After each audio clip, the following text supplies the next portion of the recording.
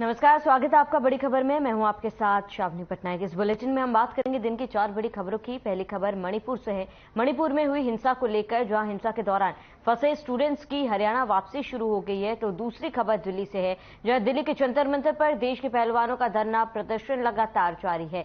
तीसरी खबर अंबाला से है, जहां अंबाला कैंट के अटल कैंसर केयर सेंटर की आज सालगिरह मनाई जा रही है। और चौथी खबर बल्लभगढ़ से है, जहां शहर के सरकारी स्कूल के रियलिटी चेक के दौरान राजकीय कन्या आदर्श वरिष्ठ माध्यमिक विद्यालय में हैरान करने वाले तथ्य सामने आए हैं। तो इन तमाम 4 बड़ी खबरों पर हम आज विस्तार से चर्चा करेंगे। सबसे पहली खबर मणिपुर से। मणिपुर में फंसे स्टूडेंट्स की घर वापसी और हरियाणा वापस लौट रहे हैं स्टूडेंट्स। करीब 5 स्टूडेंट्स आज फिर एक बार मणिपुर से घर वापस सही सलामत सुरक्षित पहुंचे हैं। बता दें कि इससे पहले भी कई स्टूडेंट्स को अपने प्रदेश लाया जा चुका है। दूसरी खबर धरने से जुड़ी है। पहलवानों का धरना प्रदर्शन लगातार जारी है। आज प्रदर्शन का 17वां दिन है और आज भी प्रदर्शन लगातार जारी है।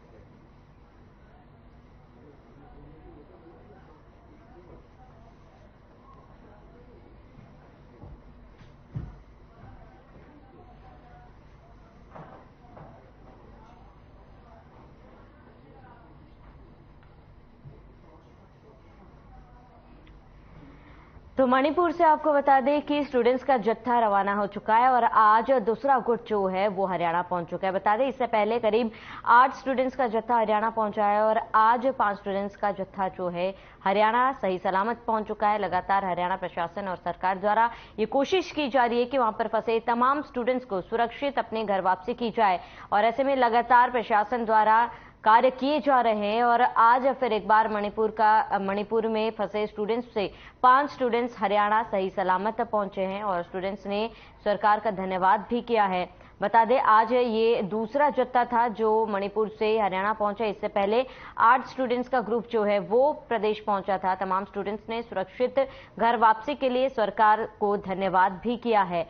और आपको बता दें कि मणिपुर में लगातार स्टूडेंट्स की घर वापसी जारी है और प्रशासन और सरकार द्वारा इन स्टूडेंट्स की घर वापसी की जा रही है। तो मणिपुर से लगातार स्टूडेंट्स की घर वापसी जारी है और ऐसे में आपको बता दें आज करीब 5 छात्र जो है मणिपुर से घर वापस पहुंचे। मणिपुर में पढ़ रहे हरियाणा के छात्र अब धीरे धीरे घर वापस लाए जा रहे हैं। 8 छात्रों का दूसरा ग्रुप दिल्ली पहुंचा है। पहले भी 5 छात्र मणिपुर लौटे थे और आज करीब 8 बच्चों को वापस अपने घर लाया गया है। लगातार ये कार्रवाई जो है जारी है और बच्चों को वहां से रेस्क्यू कर हरियाणा प्रदेश लाया जा रहा है। हरियाणा के छात्र जो है अब घर लौट रहे हैं। 8 छात्रों का दूसरा ग्रुप दिल्ली पहुंचा है और पहले भी 5 छात्र मणिपुर से हरियाणा पहुंचे थे। हरियाणा सरकार द्वारा तमाम कोशिशें की जा रही है और मणिपुर में पढ़ रहे हरियाणा के छात्र वापस लौट रहे हैं। 8 छात्रों का दूसरा ग्रुप दिल्ली पहुंचा है और बच्चों के अभिभावक भी सरकार का धन्यवाद जता रहे हैं कि सकुशल उनके बच्चों को घर वापस लाया गया है।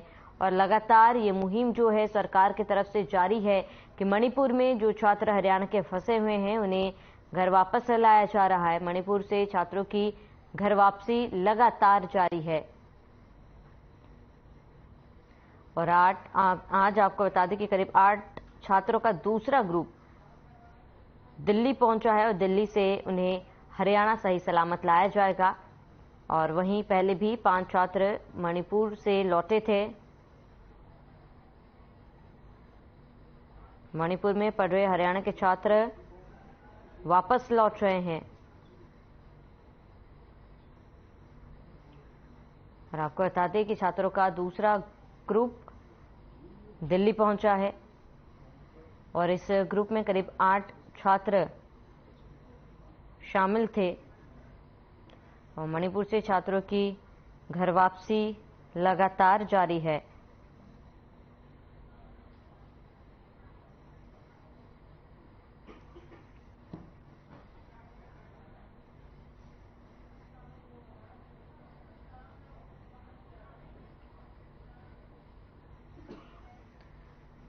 तो दिल्ली के जंतर मंतर में आपको बता दें कि पहलवानों का प्रदर्शन लगातार जारी है और आज उनके प्रदर्शन का 17वां दिन है और ऐसे में पहलवानों के प्रदर्शन को किसानों का समर्थन भी लगातार मिल रहा है और ऐसे में किसानों द्वारा आह्वान किया गया है कि 11 मई को प्रदर्शन और उग्र किया जाएगा और इसके साथ ही जंतर मंतर पर खिलाड़ियों का धरना लगातार जारी है और धीरे धीरे खिलाड़ियों के प्रदर्शन को समर्थन भी मिलता हुआ दिख रहा है। जंतर मंतर पर खिलाड़ियों का प्रदर्शन और ऐसे में इस प्रदर्शन को कहीं ना कहीं किसानों का समर्थन मिलता हुआ दिख रहा है। किसानों का जत्था जंतर मंतर पर पहुंच चुका है और किसानों का भी आह्वान है कि जब तक न्याय नहीं मिलती ये प्रदर्शन लगातार जारी रहेगा, सरकार का विरोध लगातार किया जाएगा।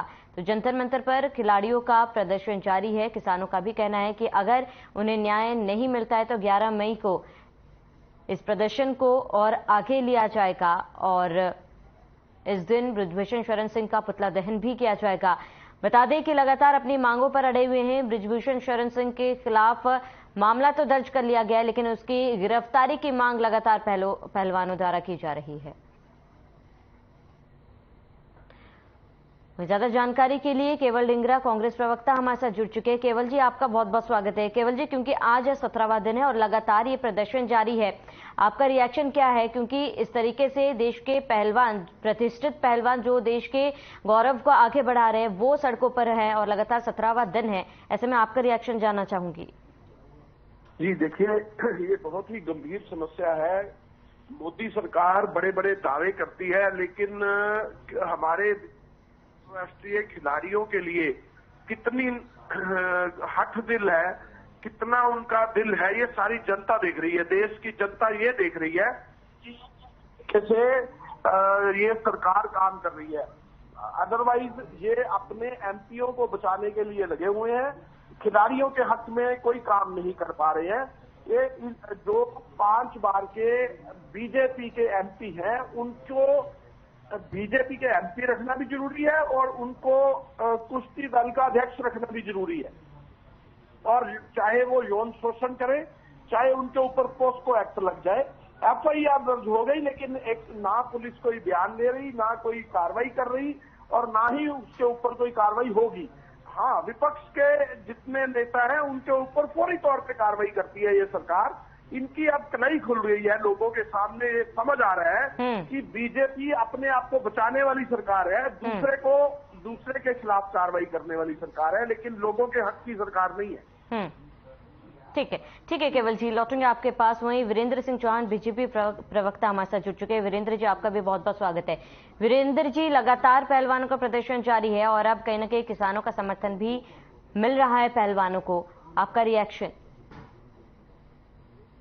इस भ्रम में नहीं रहना चाहिए किसी को कि कांग्रेस वो खिलाड़ियों की हितैषी है या कोई आंदोलनकारी किसान संयुक्त मोर्चा और ये लोग खिलाड़ियों के हितैषी बनकर वहां आ गए हैं।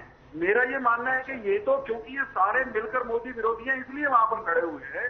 खिलाड़ियों के सच्चे हितैषी हैं तो हम भारतीय जनता पार्टी के लोग हैं। हम ये सुनिश्चित करेंगे कि एक भी बेटी के साथ अगर अन्याय हुआ है, एक के साथ भी हुआ है, गलत हुआ है तो दोषी को सजा मिले। लेकिन कांग्रेस के प्रवक्ताओं से जरा ये पूछ लीजिएगा कि जांच की प्रक्रिया वो पुलिस उसको पूरा करेगी, पुलिस करेगी जांच या सोनिया गांधी, प्रियंका गांधी या दीपेंद्र हुड्डा करेंगे? ये वो लोग हैं। दीपेंद्र हुड्डा के बारे में एक सवाल और उनसे पूछने का है कि आज दीपेंद्र हुड्डा अपने आप को ये बता रहे हैं कि वो खिलाड़ियों के बड़े भारी हितैषी हैं। 1 दशक से ज्यादा दीपेंद्र सिंह हुड्डा हरियाणा कुश्ती संघ के प्रधान रहे। इतने और ये वही कालखंड है जिस दौरान ये कहते हैं कि खिलाड़ियों के साथ अन्याय हुआ, शोषण हुआ। तो क्या दीपेंद्र हुड्डा की आंखें बंद थी? क्या इन पर खिलाड़ियों को विश्वास नहीं था कि कोई इनके पास आया नहीं? अगर नहीं आया तो दीपेंद्र सिंह हुड्डा ये कहें कि इनके पास कोई आया नहीं, और अगर आया था और इन्होंने शिकायत नहीं की तो क्या ये किसी से डरे हुए थे? इनको कोई भय खा रहा था? ये अवसरवादी लोग हैं, इनको केवल और केवल राजनीतिक रोटियां सेकनी थी खिलाड़ियों के नाम पे, ये वो कर रहे हैं। खिलाड़ी जैसे ही शिकायत लेकर आई तुरंत जांच की प्रक्रिया नई तरह से शुरू हो गई। पहले कमेटियां बनी, उनके सामने किसी खिलाड़ी ने आकर के सीधी कोई शिकायत दी नहीं। जब सीधी शिकायत आ गई तो पुलिस ने जांच शुरू की, आखिर में एफआईआर दर्ज हो गई और जांच पूरी होकर दूध का दूध, पानी का पानी होगा। इनका एजेंडा राजनीति है, इनका एजेंडा ब्रजभूषण शरण सिंह का नुकसान करना है। ठीक है, करें, इनकी लड़ाई होगी उनसे कुर्सी की, लेकिन बेटियों को मोहरा तो ना बनाते, खिलाड़ियों को तो आगे ना करते। पहलवानों को, महिला पहलवानों को इन्होंने अपनी गंदी लालसा और राजनीति का मोहरा बनाया है। हरियाणा के लोग भूपेंद्र सिंह हुड्डा और दीपेंद्र सिंह हुड्डा भी ये सवाल करेंगे जब ये राजनीति के मैदान में हमारे सामने आए। जी ठीक है वीरेंद्र जी, लौटेंगे आपके पास। केवल जी, वीरेंद्र जी का कहना है कि राजनीतिक रोटियां सेक रही है, इसके साथ ही राजनीतिकरण किया जा रहा है इस पूरे मुद्दे पर। आप देखिए, लड़कियां जनवरी से लेकर और अप्रैल तक कंप्लेंट पे कंप्लेंट करती जा रही हैं और ये भी कहती जा रही हैं कि हमारी एफआईआर दर्ज करें, इसके ऊपर कार्रवाई करें। जनवरी से लेकर, जनवरी में तो कोई राजनीति नहीं हुई, जनवरी में तो कोई पॉलिटिकल पार्टी इस मामले में नहीं आई। उन्होंने खुद कहा कि अब सारी पार्टियां आ जाए, क्योंकि जनवरी से लेकर अप्रैल आ गया और बीजेपी की सरकार सोई हुई थी, कार्रवाई नहीं कर रही थी यौन शोषण के मामले में, पॉस्को एक्ट के मामले में, जो अब नाबालिग बच्चियां हैं उनके साथ बलात्कार के मामले में जब वो एक्ट नहीं कर रही थी बीजेपी सरकार, तब सब लोगों ने बीच में उन्होंने कहा, आह्वान किया बच्चियों ने, खिलाड़ी नेशनल बच्चियों ने आह्वान किया, आप नेशनल खिलाड़ियों के साथ दुर्दशा से पेश आ रहे हैं। कभी उनके अगर कीचड़ में वो बच्चे सो रहे हैं तो आप वहां पे उनके बेड भी नहीं। ठीक है केवल जी, लौटूंगी आपके पास। इसी बीच रेसलिंग कोच राम अवतार जी हमारे साथ जुड़ चुके हैं। राम अवतार जी, आपका बहुत बहुत स्वागत है। राम अवतार जी, क्योंकि 17वां दिन है, लगातार पहलवानों का प्रदर्शन जारी है, किस ओर ये प्रदर्शन आगे बढ़ रहा है फिलहाल?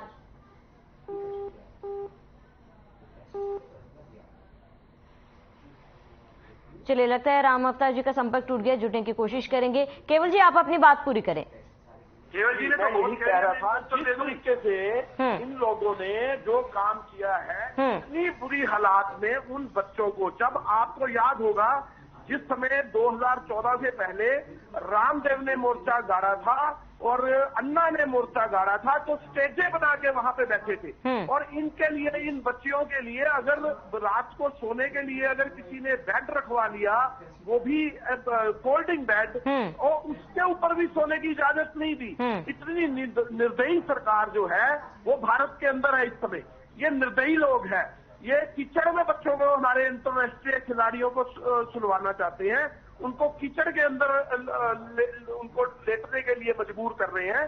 ऐसी हालात जो पैदा कर रही है सरकार, ये सरकार निर्दयी सरकार है। बिल्कुल केवल जी, देखिए पहलवानों के प्रदर्शन तक तो सही है, ठीक है, पहलवान विरोध प्रदर्शन कर रहे, शांतिपूर्वक अपना प्रदर्शन दर्ज करा रहे, लेकिन जब यहाँ पर अब किसानों का भी समर्थन मिल रहा है, समर्थन करना गलत बात नहीं है, लेकिन क्या यूं सड़कों को जाम करने से या फिर रैलियां निकालने से, पुतला दहन करने से न्याय मिल जाएगा?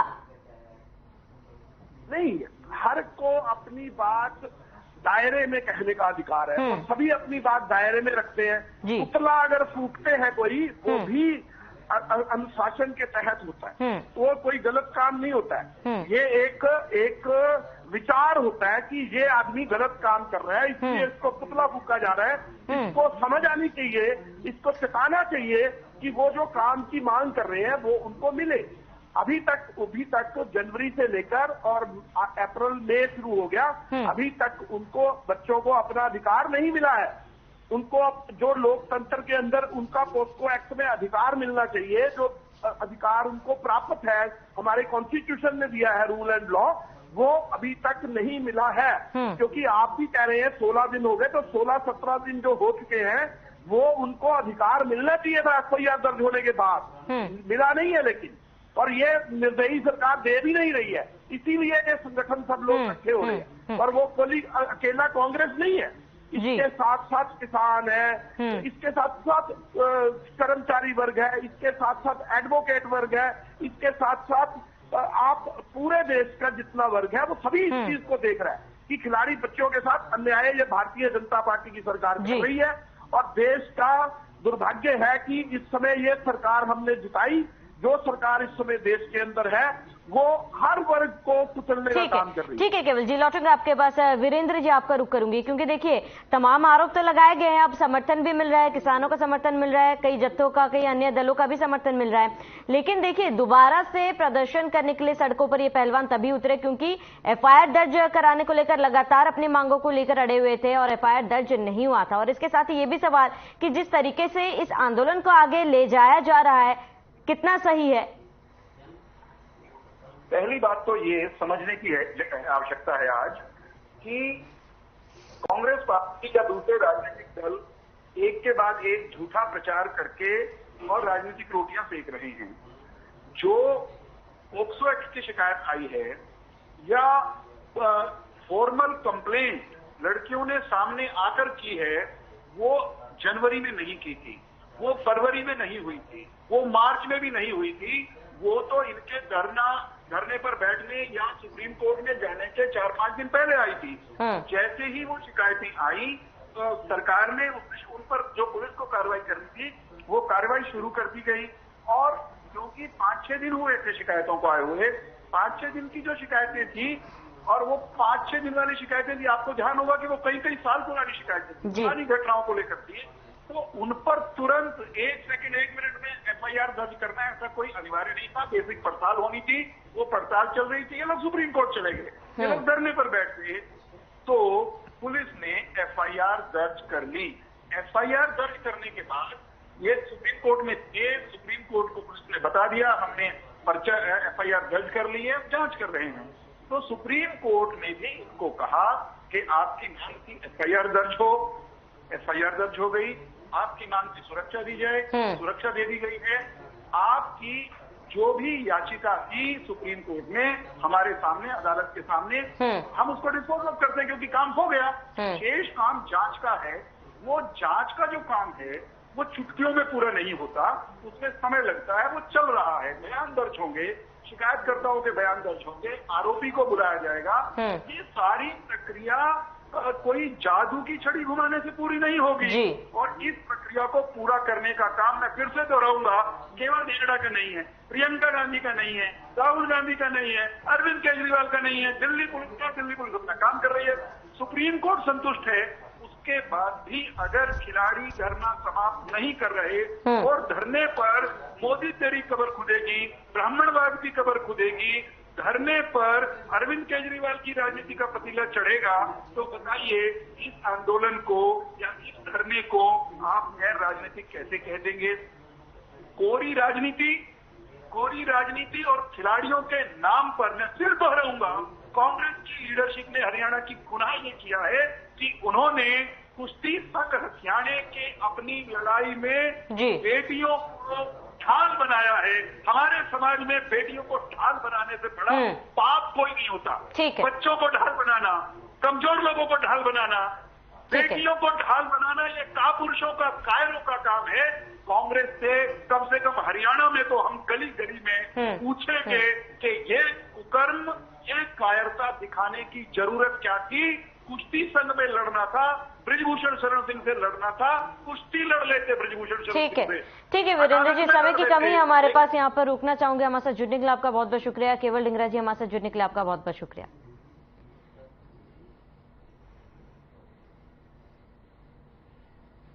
वहीं अंबाला कैंट के अटल कैंसर केयर सेंटर की आज सालगिरह मनाई जा रही है। इस मौके पर Ambala civil surgeon doctor Kuldeep Singh, Ambala cantt नागरिक अस्पताल पीएमओ राकेश कुमार, यशपाल वर्मा व अन्य मेडिकल स्टाफ भी मौजूद रहे।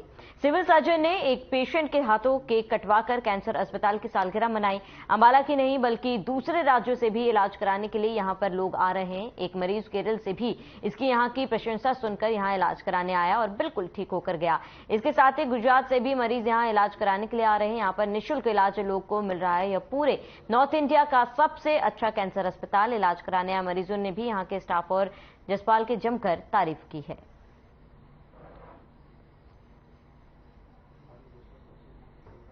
कि आज अटल कैंसर केयर सेंटर को 1 साल हो गया है और पिछले साल 9 मई 2022 को इसका उद्घाटन हुआ था। और ये सारा का सारा जो आप देख रहे हैं, ये हमारे माननीय जो गृह मंत्री और स्वास्थ्य मंत्री हैं श्री अनिल विज जी, उनके अथक प्रयासों से, उनकी दृढ़ निश्चितता से और जो उनके अंदर एक अपना कमिटमेंट है पब्लिक के प्रति, उसका एक नतीजा है। तो जैसा भी डेटा आपको पहले ही बताया गया है कि हमारे एक साल के अंदर 18,000 जो रफली पेशेंट्स हमारी ओपीडी में आए हैं और उसमें से 1500 के करीब जो इंडोर ओपीडी में हुई है और तीनों प्रकार के मशीन्स हैं, जो लीनेक है, ब्रेकीथेरेपी है, सीटी सिमुलेटर है और इसके अलावा हर प्रकार के कैंसर सर्जन्स यहाँ पे उपलब्ध हैं, मेडिसिन यहाँ पे उपलब्ध हैं और आपने इंटरेक्शन भी किया पेशेंट से बिल्कुल सेटिस्फाइड है। बहुत अच्छे से रहती हैं और अब मेरा ट्रीटमेंट यहाँ से डॉक्टर विकास गुप्ता जी से चल रहा है और मतलब कि बहुत अच्छा बिहेव करते हैं। हाँ, यहाँ की व्यवस्थाएं कैसी लगी? बहुत ज़्यादा अच्छी जी, और क्लियर कंडीशन है, बैठने की अच्छी सुविधा है और बहुत अच्छे से बिहेव किया जाता है हमारे साथ। एक साल मैं तो यही कहूँगी कि इधर उधर धक्के खाने की बजाय यहाँ से सारी सुविधाएं हैं और बहुत अच्छा, मान लो फ्री जैसा ही हमारा इलाज हो रहा है यहाँ पे। बिल्कुल स्टेट ऑफ आर्ट जो लेटेस्ट मशीन है वो मंगवाई गई है और उस ब्रैकीथेरेपी की मशीन से 136 मरीजों का इलाज आज तक किया जा चुका है। और जहां तक अगर बात की जाए, अभी तक जो सर्जरी है 280 सर्जरी अब तक यहाँ पे एक साल के अंदर अंदर हो चुकी है। और जो हमारे इस दौरान हमने अपने डॉक्टर्स को जो ट्रेनिंग दी है, चाहे पीजीआई चंडीगढ़ में हो चाहे लखनऊ में हो, हमने 3-3 महीने की ट्रेनिंग दिलवाई है और उस ट्रेनिंग के बाद आके अब हमारे सारे डॉक्टर, सिर्फ एक डॉक्टर ट्रेनिंग पे गए हुए हैं, बाकी सारे चाहे गैनिक के कैंसर हो, चाहे ब्रेस्ट कैंसर हो, चाहे आंतों के कैंसर हो या हेड एंड नेक के कैंसर हो या इवन जो न्यूरोसर्जिकल कैंसर होते हैं वो कैंसर भी, उनका कैंसर का इलाज भी और सर्जरी भी यहाँ पे बराबर और प्रॉपर ढंग से हो रही हैं। सर मेरा 1 साल से यहाँ पर इलाज चल रहा है, मतलब कि पहले उधर चल रहा था दूसरे सिविल में ही, तो अब 1-1.25 साल हो गए थे। ये इससे सारा कीमो वगैरह, रेडिएशन वगैरह यहीं पर हुई है। बाकी मेरे डॉक्टर विकास सर के पास मेरा इलाज चल रहा है। यहाँ पर आकर क्या लगा? बहुत अच्छा लगा। मैं बहुत धन्यवाद करती हूँ क्योंकि मुझे बहुत अच्छा इलाज मिला और पैसे की वजह से मेरा कुछ नहीं मतलब कि लगा यहाँ पर। मैं बहुत संतुष्ट हूँ। अब मुझे किसी ने ये हॉस्पिटल का नाम बताया तो देखकर अब एडिशन होनी है। मुझे ये बहुत अच्छा हॉस्पिटल लगा, सफाई भी है, सारा काम अच्छा है। तो आज जैसे मेरा जन्मदिन भी है तो मैंने गुब्बारे देखे, मैं कहा ये तो बहुत अच्छा हुआ, मुझे गुब्बारे मिले हैं। आज कहते साल हो गए इनको, इसलिए मुझे बहुत अच्छा लगा है। मैं अपनी बेटी को भी कह रही थी ये हॉस्पिटल बहुत अच्छा है, यहाँ से ट्रीटमेंट करना बहुत अच्छा लगे।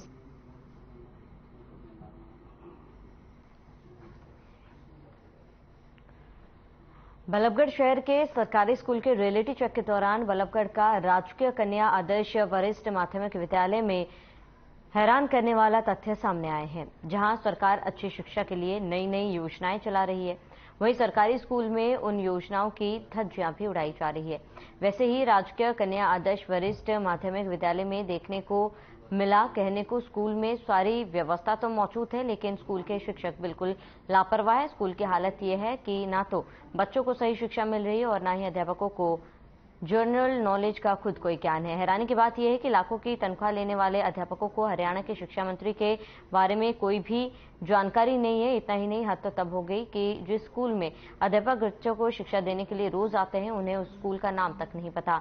और तो और स्कूल में पढ़ने वाले अधिकतर बच्चों को भी स्कूल के नाम की कोई जानकारी नहीं। शिक्षा विभाग की इन्हीं लापरवाहियों की वजह से सरकारी स्कूलों में बच्चों को पढ़ाने में अभिभावक कतराते हैं।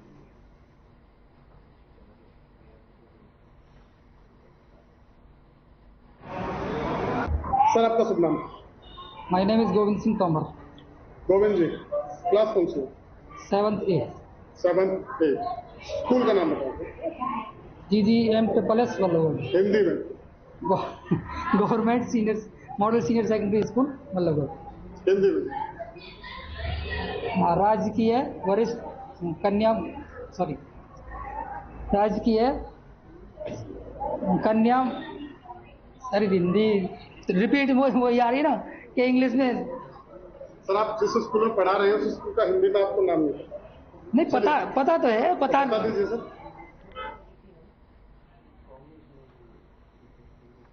ज्यादा जानकारी के लिए संवाददाता मोनू पंचवाला हमारे साथ लाइव जुड़ चुके हैं। मोनू, जिस तरीके से ये वीडियो भी हमने देखा जहां पर जिस सरकारी स्कूल जो योजनाएं सरकार द्वारा बनाई जा रही है, वहीं दूसरी ओर स्कूल के अध्यापक जो है तमाम योजनाओं को पलीता लगाते हुए नजर आ रहे हैं।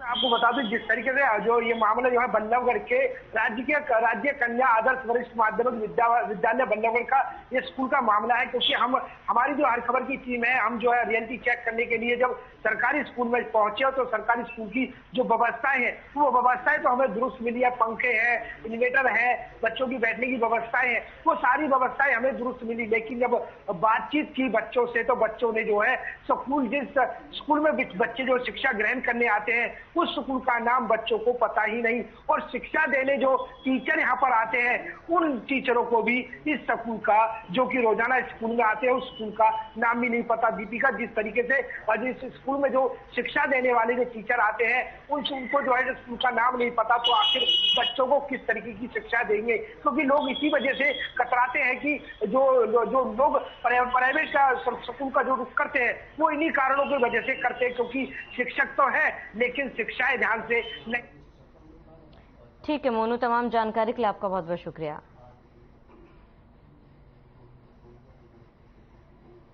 तो सरकारी स्कूल में आपको बता दें कि बच्चों के भविष्य के साथ खिलवाड़ किया जा रहा है और लगातार इस तरीके के वीडियो भी सामने आ रहे हैं। ऐसे में कई बड़े सवाल भी उठाए जा रहे हैं। और इसी के साथ इस बुलेटिन में फिलहाल में इस वक्त इतने। देश और प्रदेश के तमाम बड़ी खबरों के लिए बने रहे हमारे साथ।